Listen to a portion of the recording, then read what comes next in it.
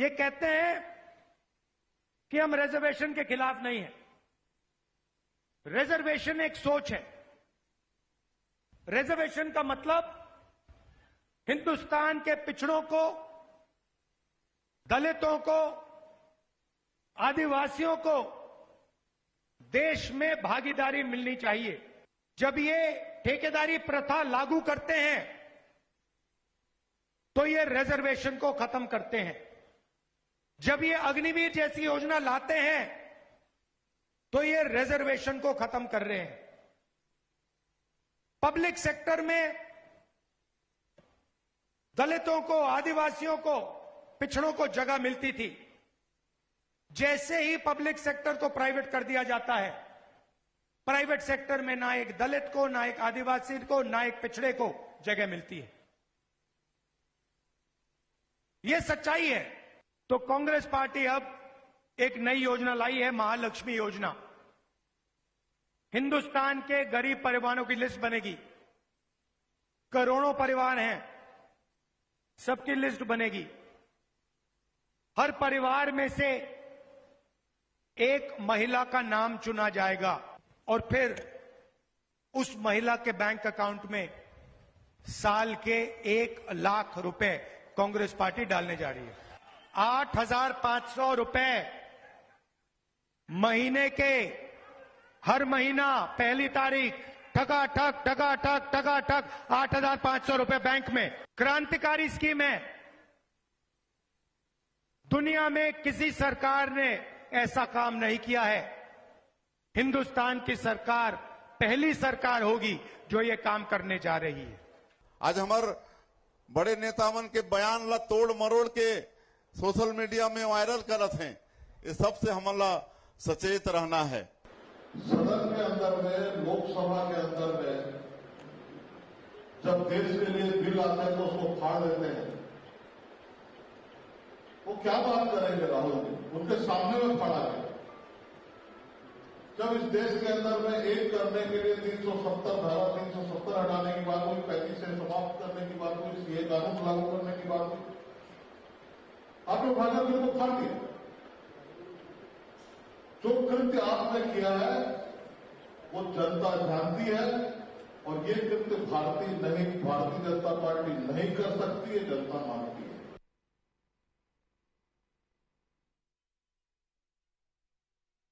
तिवारी, आज के मुद्दे में आपका स्वागत है और आज का मुद्दा हमारा आधारित है छत्तीसगढ़ के तीसरे चरण में उठे हुए एक बड़े मुद्दे पर। हालांकि देश में इस पूरे मुद्दे की चर्चा है, लेकिन छत्तीसगढ़ में चर्चा इसलिए ज्यादा जोरों पर है क्योंकि आरक्षण यहां हर बार एक बड़ा चुनावी मुद्दा बनकर सामने आता है। विधानसभा चुनाव में भी हमने इसकी गूंज देखने को देखी और अब स्थिति यह है कि संविधान बचाने के साथ साथ आरक्षण को कौन लागू करना चाहता है, कौन इसके खिलाफ है, इसे एक बड़ा मुद्दा बनाकर राहुल गांधी ने लोगों तक अपनी बात पहुंचाने की कोशिश की है। आज जब बिलासपुर में राहुल गांधी गरजे तो उनकी पूरे भाषण की मूल भावना यही थी कि संविधान को बचाना है और आरक्षण के खिलाफ बीजेपी है। ऐसे में बीजेपी इस तरीके के मुद्दे को कैसे डिफेंड करेगी, किस तरीके की उसकी रणनीति है और क्या ये तीसरे चरण की जो 7 सीट हैं उसमें मुद्दा बनने जा रहा है, इसी पर आज चर्चा करेंगे। मिल लेते हैं उन मेहमानों से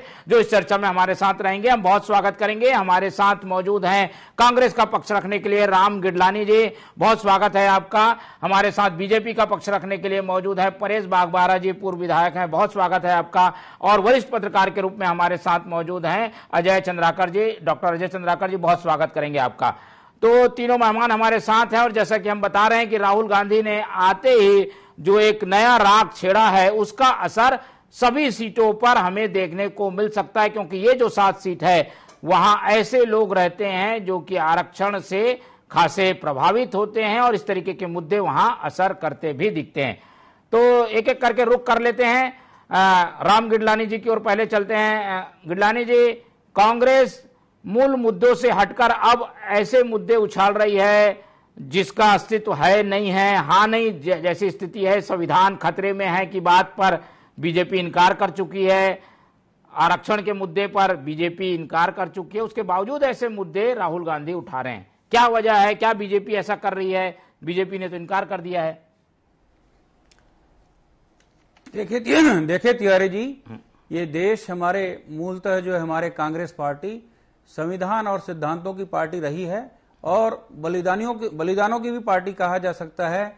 आदरणीय श्रीमती गांधी जी, प्रियंका गांधी जी, सोनिया गांधी जी और राहुल गांधी जी आज संविधान बचाने के पक्ष में मैदान में उतरे हुए हैं, क्योंकि इन्होंने 400 पार का एक नारा देके ये बात को हमारे पूरे देशवासियों को बता दिया है कि हम संविधान को बदलने जा रहे हैं। इस गरीब तबके के संविधान जो रक्षा करते आ रहा है, संविधान की वो गरीबों की रक्षा करते आ रहा है, उसको बदलने की कोशिश की जा रही है।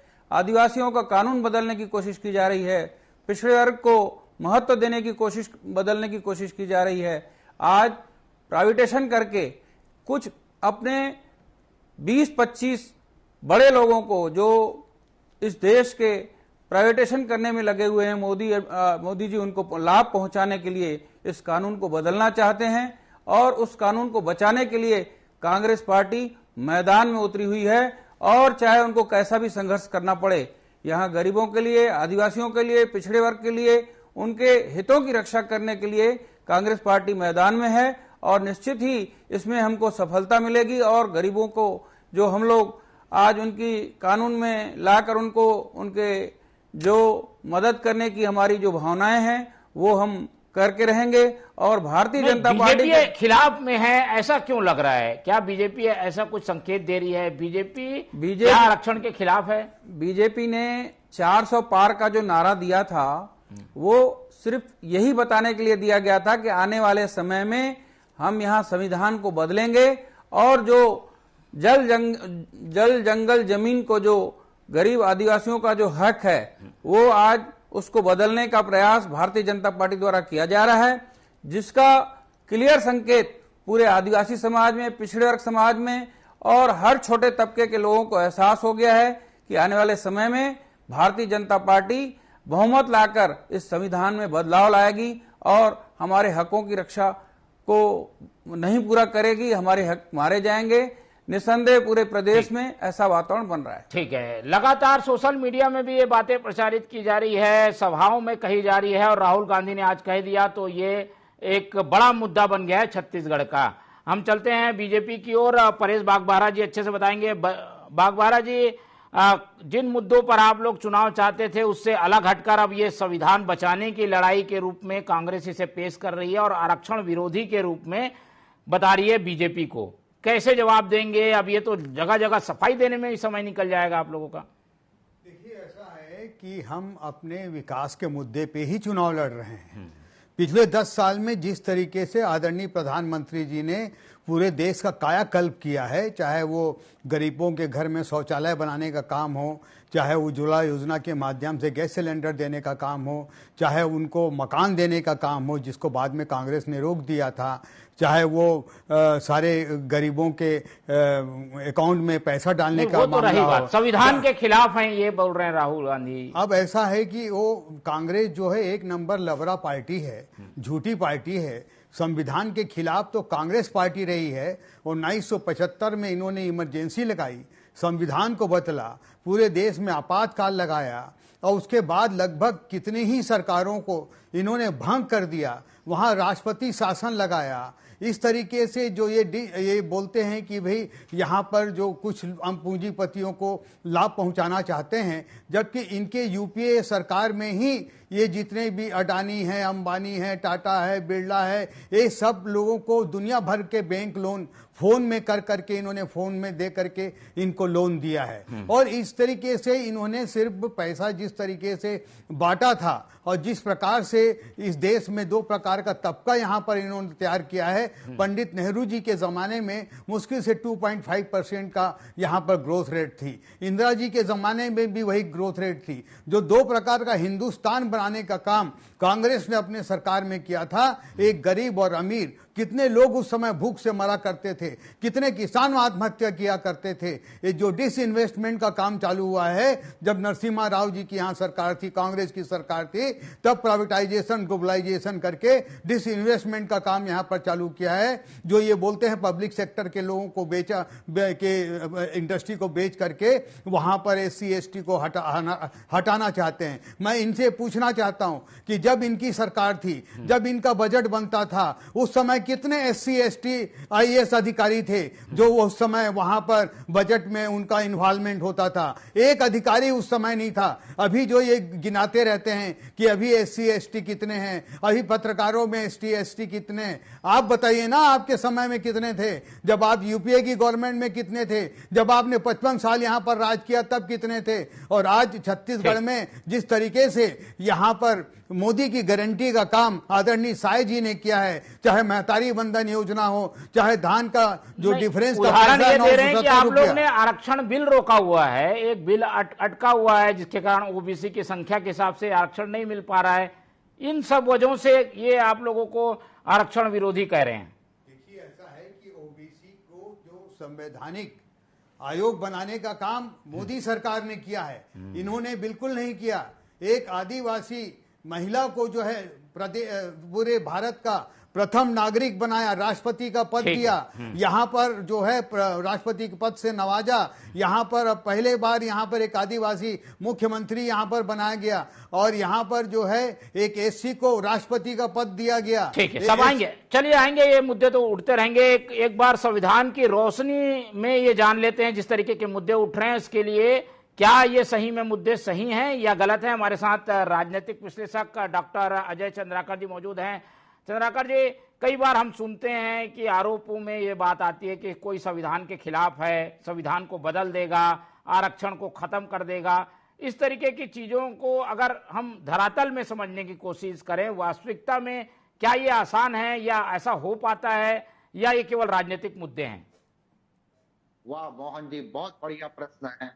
और आप एक शब्द प्रयोग किए, धरातल में क्या जी, तो आज मैं क्रिटिक होकर के बोलना चाहूंगा। जी जी, देखिए, बिहार विधानसभा का जब चुनाव हुआ तो माननीय भागवत जी जिस तरह से स्टेटमेंट दिए तो उसका चुनाव में प्रभाव पड़ा जी, और उस समय यह संकेत गया कि मैं भी भविष्य में पर्टिकुलर संघ इसके पक्ष में है कि नहीं। लेकिन भागवत जी का बयान अगर आप गहराई से पढ़ते या सुनते तो उनका कहना था कि जिनको जिनको रिजर्वेशन का लाभ मिल रहा है और जिनका जीवन स्तर सुधर गया है, तो वो एक प्रश्नवाचक चिन्ह था। अब पांडुलिपि जो होती है उसको कोई भी किस दिशा में ले जा सकता है। दूसरी बात, रिजर्वेशन दो तरह का है मोहन जी। एक है जिस रिजर्वेशन की आज चर्चा हो रही वो आम पब्लिक के लिए। नंबर दो, ये जितने MP हैं, जितने MLA हैं, पर्टिकुलर लोकसभा विधानसभा के, इनके लिए था 10 साल के लिए मोहन जी, और इनको ये लोग आज तक बरकरार रखे हैं सभी राजनीतिक दल। ये एक पहला पक्ष है। डॉक्टर अंबेडकर जी के ऊपर जो बात उठती है, जनप्रतिनिधियों के लिए मात्र वो 10 साल के लिए था, और उसको कोई भी पार्टी सत्ता में रही वो नाउ वे डे कंटिन्यू किए जा रहे हैं। इसीलिए देखते हैं SC सीट, ST सीट वगैरह वगैरह जो चर्चाएं होती। दूसरी बात है आम जनता के लिए, तो कभी कभी इतिहास अपने आप को दोहराता है मोहन जी, और आपको कांग्रेचुलेट करना चाहूंगा, क्योंकि 5 साल में भारत का आर्थिक सर्वे आता था, लेकिन 2017 में नहीं आया। ये 2021 का अभी परसों आया है, और आर्थिक सर्वे में कहा गया है कि ग्रामीण क्षेत्र में एवरेज जो लोग हैं उनकी इनकम है 2500 रुपया, और 5% लोग खर्चा करते हैं 10,000 रुपया। शहर में मैक्सिमम एवरेज खर्चा करते हैं लोग बाग नागरिक 21,000 रुपया, और जो बाकी जो नागरिक है उनका 3,500 रुपया। विकास की बातें तो खूब हुई इतने वर्षों में स्वतंत्रता के बाद, ये ग्राउंड रियलिटी जो धरातल की बात आप कह रहे हैं। तीसरी बात, विश्व बैंक का नाम से ये कहता है कि उनका नाम से है मिनिमम 21,000 रुपया भारतीय करेंसी के अनुसार। तो 21,000 तो हमारे बड़े बड़े शहर हैं वहां का एवरेज आ रहा है जो खर्च करते हैं। तो यहां पर आज पुनर्विचार करने की आवश्यकता है। और पुनर्विचार करके पहली बात यह है, बीजेपी की भी फ्रंटल में सरकार 10 साल रही, डॉक्टर मनमोहन सिंह की भी रही। हम लोग जब एमपी में थे, दिग्विजय सिंह जी मुख्यमंत्री थे, उस समय एक सर्कुलर निकाल दिए कि जैसे जैसे सरकारी विभाग में कई ऐसे हैं, चाहे विश्वविद्यालय हो या एडेड महाविद्यालय हो, वहां पर व्यक्ति रिटायर होंगे और उसके बाद वो पोस्ट लेफ्ट होते जाएगा, तो फिर रिजर्वेशन का लाभ कैसे मिलेगा?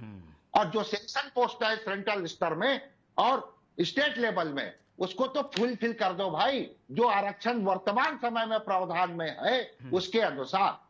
तो अपेक्षा करते हैं 2024 के चुनाव के रोशनी में दोनों राष्ट्रीय राजनीतिक दल इसके ऊपर डिबेट कर रहे हैं, तो आम नागरिक के लिए एक फलदायी निर्णय यहां से गंगा के रूप में बहेगी, पर्टिकुलर रिजर्वेशन और रोजगार के मसले के ऊपर और विकास के ऊपर। मोहन जी, ठीक है, इसमें हम ये प्रदेश का भी मुद्दा जोड़ लेते हैं। ये बहस इसलिए भी हो रही है कि प्रदेश में आरक्षण को लेकर जो पिछली सरकार ने बिल पास किया वो अटका हुआ है, इसलिए भी बीजेपी को ठहराया जा रहा है कि वो आरक्षण विरोधी है। क्या ये जायज है या कोई नियम की बाध्यता की वजह से ये अटका हुआ है? अब देखिए, इसके ऊपर आपके साथ पास्ट टाइम में बहुत चर्चा की है मोहन जी। जी जी जी। मूल बात यह रही कि यहां पर परसेंटेज को बढ़ाया गया भूपेश गवर्नमेंट में। डॉक्टर रमन सिंह जी के समय जो किया गया उसमें वो भी बढ़ाए थे, वृद्धि किया गया। लेकिन अन्य स्टेट की बात करते हैं, अन्य स्टेट में चाहे तमिलनाडु के ऊपर बातचीत किए या बिहार विधानसभा में जिस तरह से पारित हुआ, लेकिन मूल बात यह थी, वो जो डाटा की बात ये लोग किए उसमें काफी डिबेट हुआ, अपना अपना पक्ष आया, टेक्निकल पक्ष था, उसमें महामहिम का मसला था और महामहिम उसको माननीय राष्ट्रपति जी के पास रिफर किए या फिर इस निश्चित रूप से इसके ऊपर खूब राजनीति हुई। लेकिन आज जनप्रतिनिधि के रूप में सब बात कर रहे हैं, उस समय टेक्निकल विषय के ऊपर बात होती थी।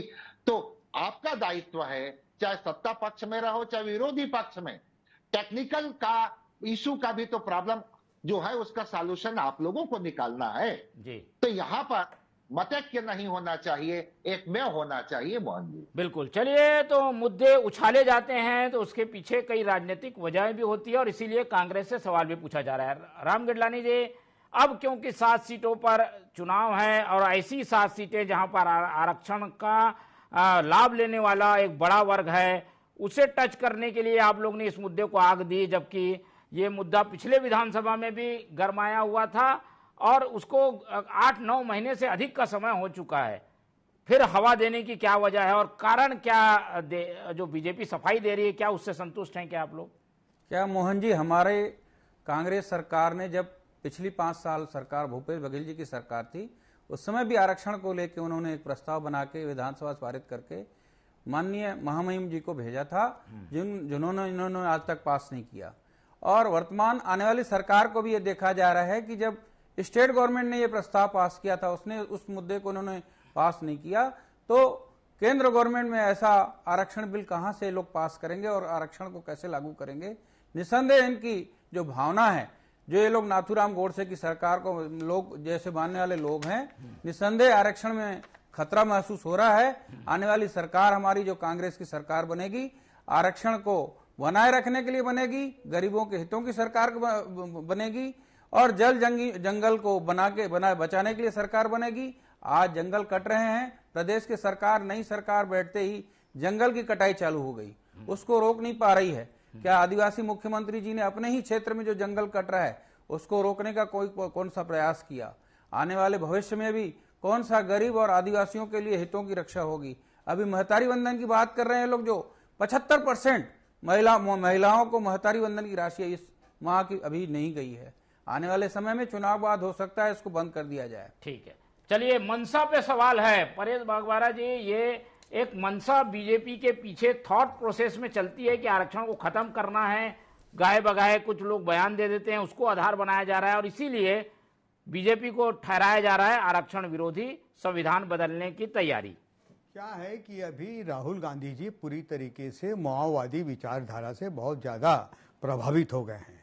इस कारण से वो अनाप शनाप बयान दे रहे हैं और इतने ज्यादा वो उनसे प्रभावित हो गए हैं कि वो मंगलसूत्र तक पहुंच गए हैं कि आर्थिक सर्वे करके फिर हम इसका रिडिस्ट्रीब्यूशन करेंगे और हम जो लोगों की असमानता है, समानता में जो अंतर है, उसमें विशेषकर अल्पसंख्यकों को, और अल्पसंख्यक मतलब इनके यहाँ मुसलमान होता है, क्योंकि 6 बार जो अल्पसंख्यक आयोग के जो अध्यक्ष बनाए गए वो मुसलमान को बनाए गए।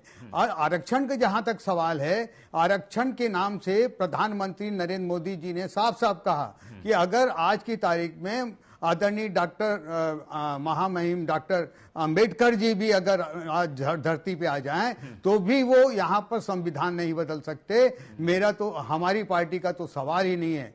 संविधान को बदलने का काम श्रीमती इंदिरा गांधी जी ने किया था और कम से कम 94 बार उन्होंने संविधान को बदला है। और आज जब स्थिति इन्होंने देखा कि जिस तरीके से रामलला का भव्य मंदिर का निर्माण हुआ है और न्योता देने के बाद इन्होंने न्योता ठुकराया, चारों तरफ जब पूरे विश्व में मोदी जी की वाहवाही हो रही है, उस समय जो है, अब आप बोल लीजिए, चलिए मेरे बारे में आप बोलिए। हम तो आपकी रामलला की नहीं, बात कर रहे हैं कि भगवान फिलहाल सबके हैं, चलिए सिर्फ भाजपा के नहीं हैं, भगवान राम सबके हैं और इनको जाने की डेट तय करने वाली भारतीय जनता पार्टी कुछ नहीं होती।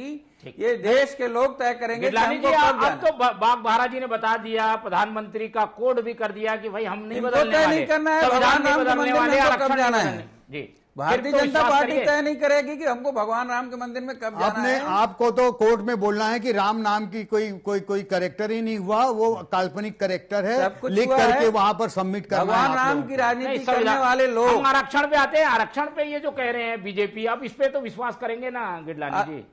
आरक्षण की बात जो हो रही है उसी मुद्दे को बोल रहा हूं कि वर्तमान में जो छत्तीसगढ़ में आरक्षण का बिल पास किया गया, इन्होंने अपना आत्मविश्वास खो दिया है असल में, इस कारण से किसी के ऊपर विश्वास नहीं कर रहे हैं। तो आने वाला इनकी 40 से ऊपर सीट नहीं आ रही है, इनकी सीट 40 से ऊपर नहीं आ रही है। पूरे देश में लोगों ने मन बना दिया है कि इस बार 400 पार करना है और बीजेपी ने क्योंकि 370 धारा हटाया है, भारतीय जनता पार्टी ख्वाब देख रही है 400 पार का जो ख्वाब देख रही है, आने वाली 4 तारीख को जो सरकार आएंगे, आप दोनों के पास आएंगे। हम चलते हैं डॉक्टर अजय चंद्राकर जी की। और अजय चंद्राकर जी, अब दोनों पक्षों को सुन लिया आपने, पॉलिटिकल इंपैक्ट क्या होने वाला इस तरीके के मुद्दे को अगर कांग्रेस उठाती है तो क्या उसे फायदा होगा? और बीजेपी जो सफाई दे रही है उसे स्वीकार कर रहे हैं क्या लोग जो आरक्षण का लाभ पाने वाले हैं, या इस तरीके से जो है वोटरों में क्या मैसेज जाएगा दोनों पक्षों के पक्ष रखने के बाद, क्या समझते हैं आप? देखिए मोहन जी, इसके लिए आपके प्रश्न के अक्स तले इतिहास के पन्नों को पलटना पड़ेगा जी। और माननीय अटल बिहारी वाजपेयी जी के समय वेंकट चलैया कमेटी का गठन किया गया और उसका जो रिकमेंडेशन था उसमें यह था कि भारतीय संविधान की समीक्षा की जाए। अब समीक्षा की गई उस कमेटी के माध्यम से, तो सुप्रीम कोर्ट का कहना था कि आप जो समीक्षा कर रहे हैं लेकिन संविधान का बेसिक स्ट्रक्चर है, मूल ढांचा, उसको आप टच नहीं कर सकते। पहला विवाद वहां से हुआ था। दूसरी बात आई थी, ये जो जाति जनगणना की बात हो रही है, इसी के अक्स तले आरक्षण की बात आ रही है। लेकिन प्रधानमंत्री जी बोल चुके हैं, भागवत जी का भी स्टेटमेंट आ गया है, लेकिन आपका जो कहना है कि राजनीतिक इम्पैक्ट, तो जब इस तरह की बातें होती हैं और कई बार पांडुलिपि एक स्टेज 2 स्टेज तक जाते जाते विकृत रूप में आम नागरिकों के पास पहुंचता है, तो जो इसके बेनिफिशियरी हैं उनके ऊपर तो वैचारिक मंथन होता है और चाहे अनचाहे, चाहे किसी भी तल में हम कह सकते हैं कि वो डिस्कशन करते हैं और एक संशय बनी रहती है। लेकिन यहां पर आरक्षण को समाप्त नहीं किया जा सकता, ये सच्चाई है, जिसे प्राइम मिनिस्टर भी बोले, राहुल जी भी वही चीज कह रहे हैं, शब्दों का अंतर है। लेकिन ये जो संविधान में प्रावधान है उसमें जब तक यहां पर देखिए संविधान में संशोधन होना अलग बात है, दूसरी बात है संविधान नया बनाना, उसके लिए अलग बात है, और तीसरी बात है 2/3 बहुमत है तो किस ढंग से आप परिवर्तन कर सकते हो। ये तीनों प्रावधान संशोधन का भारतीय कॉन्स्टिट्यूशन में है मोहन जी। तो मूल बात यह है, ये जो कॉन्स्टिट्यूशन रिव्यू कमेटी जो बनी थी ना, वहां से ये चलता गया।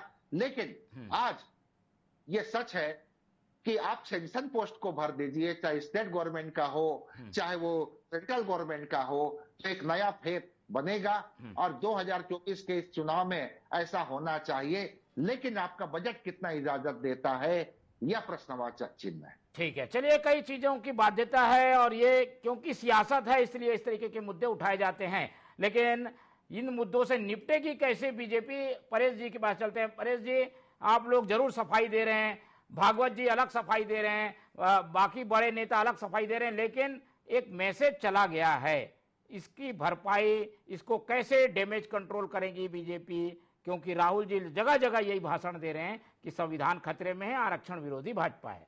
देखिए, हम सफाई नहीं दे रहे हैं, हम अपने संकल्प को दोहरा रहे हैं और राहुल गांधी जी को कोई सीरियसली लेता नहीं है। इस कारण वो कितना भी भाषण दे दें, कुछ भी बोल दें, वो तो बोलते हैं टकाटक टकाटक टकाटक, 1-1 लाख रुपए दे देंगे, तो कितने लोगों को दे देंगे? इनका जो गरीब का जो परिभाषा है, उस परिभाषा में 10,000 लोग भी छत्तीसगढ़ के नहीं आने वाले हैं, क्योंकि जो मनरेगा का कार्ड जिसके पास है, जिसके पास प्रधानमंत्री आवास योजना है, जिसके भाई के पास खेत है, जिसके बाप के पास खेत है, जिसके पति के पास खेत है, वो गरीबी की रेखा के नीचे नहीं आते हैं। ऐसे 10,000 लोग नहीं आएंगे। और ये टकाटक टकाटक टकाटक, हम तुमको पैसा दे देंगे, मुंगेरी लाल के हसीन सपने, लोगों को झूठे सपने दिखाना, इस प्रकार का गलत काम इतने बड़े नेता को नहीं करना चाहिए, मैं ये मानता हूं। जो हो सकता है, पर जो हो रहा है उसके लिए क्या जवाब?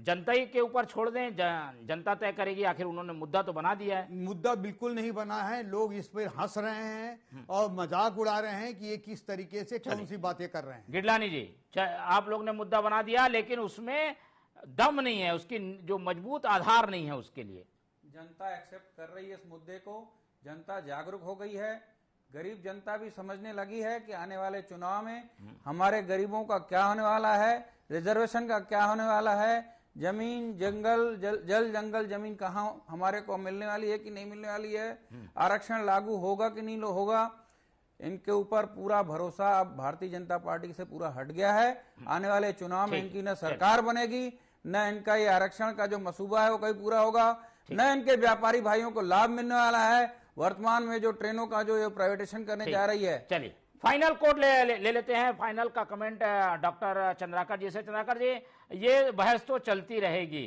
पर क्या आम आदमी को इन मुद्दों पर ज्यादा विश्वास होगा, या जो उससे जुड़े हुए जो मुद्दे हैं उस पर ये चुनाव होने जा रहा है? रिजर्वेशन का लाभ मिलता है तो वो जो उनके जो जनप्रतिनिधि हैं उस वर्ग से जो आते हैं, वो दोनों राष्ट्रीय राजनीतिक दलों में काफी इम्पैक्ट रखते हैं। और वो लोग किस तरह से अपने समाज को या अपने कम्युनिटी को कम्युनिकेट करते हैं, फेथ प्रदान करते हैं, यह महत्वपूर्ण है। लेकिन यह आम नागरिक तक पहुंच गया है। मेजर बात थी कि यहाँ पर जाति जनगणना इसका की है, अगर उसके ऊपर डिसीजन हो जाता, उसमें सहमति जो नीतीश कुमार जी, इवन सुशील मोदी जी उस प्रतिनिधि मंडल में शामिल थे, और उसको एक्सेप्ट कर लिया जाता, तो यह विवाद की स्थिति ही नहीं आती।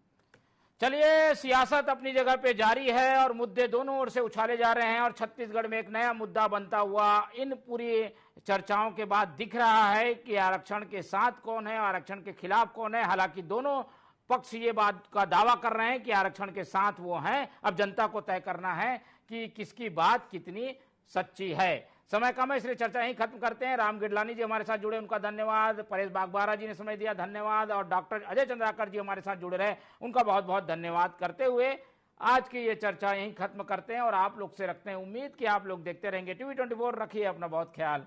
नमस्कार।